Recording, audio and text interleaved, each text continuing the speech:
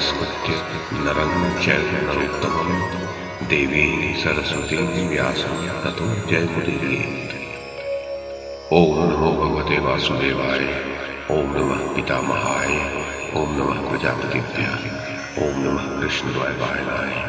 ओम नमः सर्वविघ्नविनायकेभ्यः।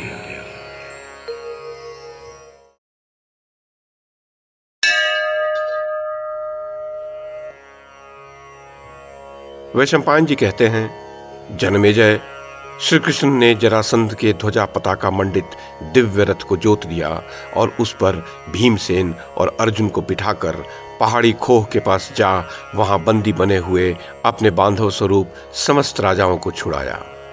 उस महान भय से छूटे हुए रत्नभोगी नरेशों ने श्री कृष्ण से मिलकर उन्हें विविध रत्नों से युक्त कर दिया। श्री कृष्ण क्षत्रहित और अस्त्र शस्त्रों से संपन्न थे। वे शत्रु पर विजय पा चुके थे। उस अवस्था में वे उस दिव्य रथ पर आरूढ़ हो कैद से छूटे हुए राजाओं के साथ गिरिव्रज नगर से बाहर निकले। जनमेजय, उस रथ का नाम था सौंदर्यवान।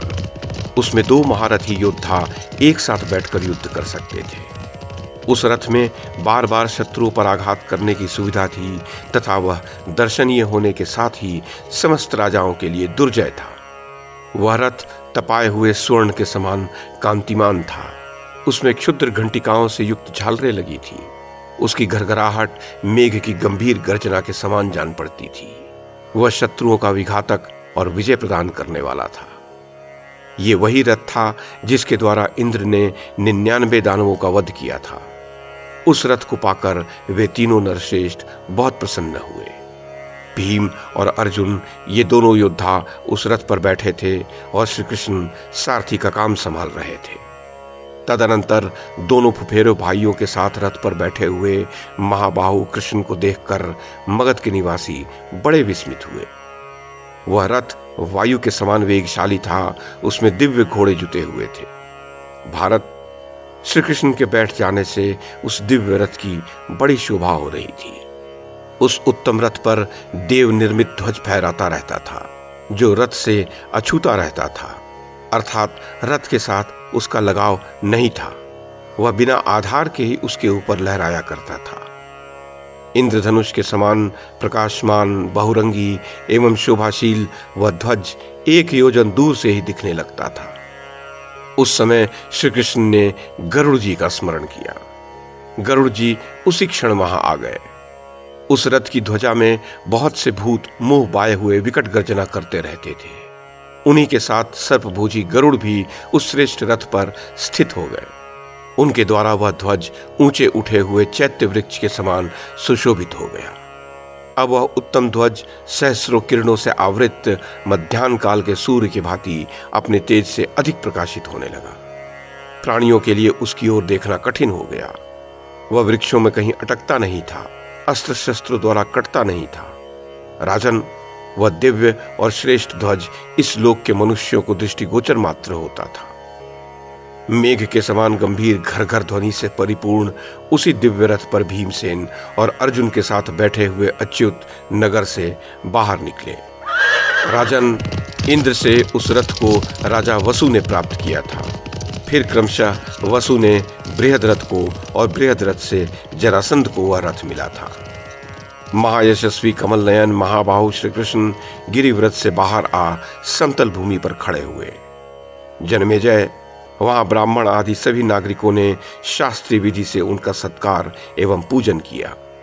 बंधन से छूटे हुए राजाओं ने भी मधुसूदन की पूजा की और उनकी स्तुति करते हुए कहा, महाबाहो, आप देव की देवी को आनंदित करने वाले साक्षात भगवान हैं। भीमसेन और अर्जुन का बल भी आपके साथ है। आपके द्वारा जो धर्म की रक्षा हो रही है वह आप सरीखे धर्मावतार के लिए आश्चर्य की बात नहीं है। प्रभो, हम सब राजा दुख रूपी पंख से युक्त जरासंध रूपी भयानक कुंड में डूब रहे थे। आपने जो हमारा यह उद्धार किया है वह आपके योग्य ही है। विष्णु, अत्यंत भयंकर पहाड़ी दुर्ग में बंदी हो हम बड़े दुख से दिन काट रहे थे। यदुनंदन, आपने हमें इस संकट से मुक्त करके अत्यंत उज्जवल यश प्राप्त किया है। ये बड़े सौभाग्य की बात है। पुरुष सिंह, हम आपके चरणों में पड़े हैं। आप हमें आज्ञा दीजिए, हम क्या सेवा करें। कोई दुष्कर कार्य भी हो तो भी आपको यह समझना चाहिए मानो हम सब राजाओं ने मिलकर उसे पूर्ण कर ही दिया। तब ऋषिकेश ने उन सबको आश्वासन देकर कहा, राजाओं, धर्मराज युधिष्ठिर राजसूय यज्ञ करना चाहते हैं। धर्म में तत्पर रहते हुए ही उन्हें सम्राट पद प्राप्त करने की इच्छा हुई है। इस कार्य में तुम सब लोग उनकी सहायता करो। नृपशेष जन्मेजय तब उन सभी राजाओं ने प्रसन्न चित्त हो तथास्तु कहकर भगवान की वह आज्ञा शिरोधार्य कर ली। इतना ही नहीं, उन भूपालों ने दशार्ण कुलभूषण भगवान को रत्न भेंट किए। गोविंद ने बड़ी कठिनाई से उन सब पर कृपा करने के लिए ही वह भेंट स्वीकार की। तदनंतर जरासंध का पुत्र महामना सहदेव पुरोहित को आगे करके सेवकों और मंत्रियों के साथ नगर से बाहर निकला। उसके आगे रत्नों का बहुत बड़ा भंडार चल रहा था। सहदेव अत्यंत विनीत भाव से चरणों में पड़कर वासुदेव की शरण में आया था। सहदेव बोला, पुरुष सिंह जनार्दन, महाबाहु पुरुषोत्तम, मेरे पिता ने जो अपराध किया है उसे आप अपने हृदय से निकाल दें। गोविंद, मैं आपकी शरण में आया हूं। प्रभु, आप मुझ पर कृपा कीजिए। देवकी नंदन, मैं अपने पिता का दाह संस्कार करना चाहता हूं। आपसे, भीमसेन से तथा अर्जुन से आज्ञा लेकर ही यह कार्य करूंगा और आपकी कृपा से निर्भय हो इच्छानुसार सुखपूर्वक विचरूंगा।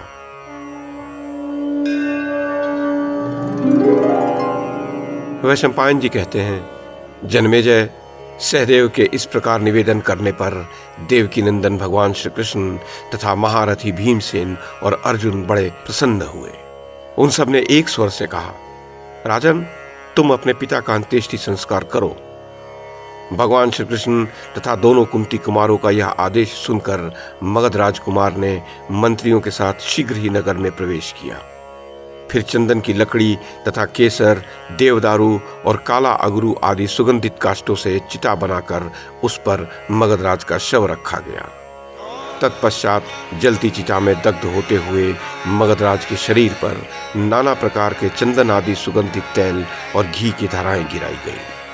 सब ओर से अक्षत और फूलों की वर्षा की गई। शवदाह के पश्चात सहदेव ने अपने छोटे भाई के साथ पिता के लिए जलांजलि दी।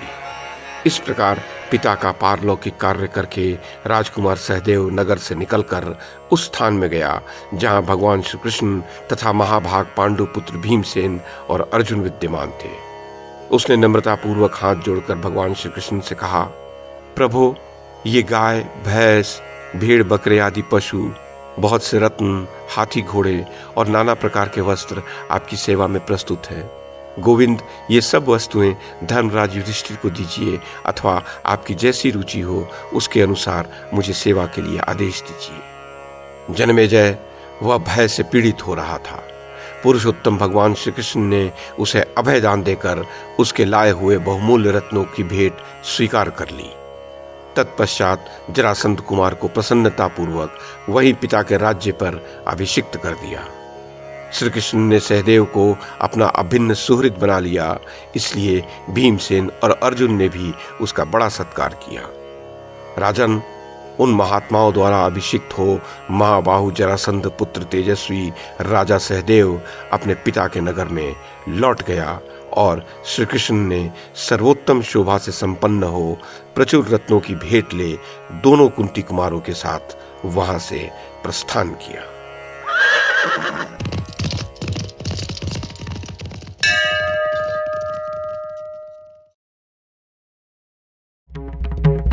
YouTube के माध्यम से महाभारत की कथा को एक श्रृंखला के रूप में प्रस्तुत करने का हमारा ये प्रयास यदि आपको सराहनीय लगा हो तो कृपया इस कड़ी को लाइक और शेयर करें, चैनल को सब्सक्राइब करें और बेल आइकन को दबाएं। साथ में अन्य लोगों को भी देखने के लिए प्रेरित करें। धन्यवाद और नमस्कार।